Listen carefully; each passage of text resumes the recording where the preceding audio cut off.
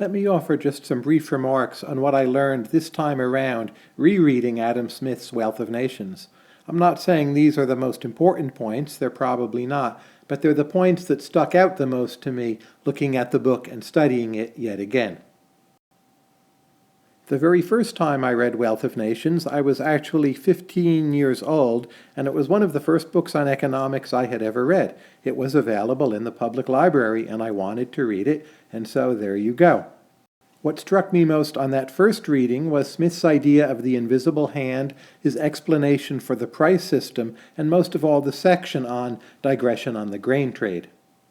I was learning those ideas pretty much for the first time, but on this reread, some very different things struck me. It really is striking in The Wealth of Nations just how much Adam Smith stresses the importance of agriculture and the importance of agriculture for economic growth. And of course, this is during a time when industrialization is just starting to get underway.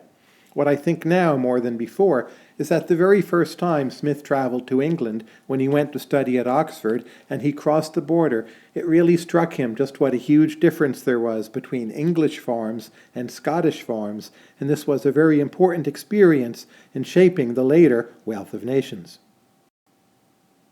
It also struck me just how much Smith thinks of growth as something really fairly gradual and also fairly slow.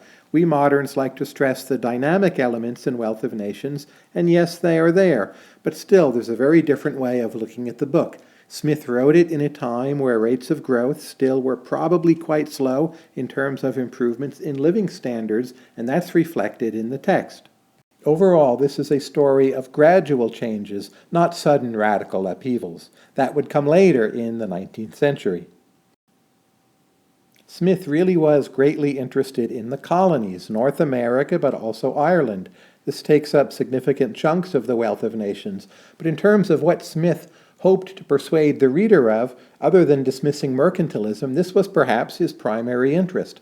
Smith very strongly promoted the idea that Great Britain should have an active union with its English-speaking based colonies. Of course, that isn't exactly the way it worked out, and in this regard we can think of Wealth of Nations as actually quite a significant failure, even though on issues like free trade, Adam Smith won many of those debates. On this reread, it also struck me just how important Adam Smith was as a source for Karl Marx. The continual distinction between stages of history, for instance, that one reads in Marx, you can see the roots clearly in Adam Smith. Smith really was promoting the idea that the laws of politics, and indeed deeper laws of society, really did change during the transition to a commercial republic. Finally, what also struck me on this reread, especially in the latter parts of Wealth of Nations, is how much Smith self-consciously thought of himself as writing in a kind of great books tradition, drawing upon the classics of antiquity, ancient Greece and ancient Rome, but providing different answers, and realizing that finally the world had achieved a certain amount of opulence, was becoming fully commercial, and that this changed fundamental questions of politics, such as how religion worked or whether or not to have a standing army. And Smith saw himself, in a way, as the first truly modern writer understanding the importance of modern economics for society and politics more generally. Anyway, that's really quite a subjective account, but those are just a few of the things from The Wealth of Nations which struck me on a reread this time around.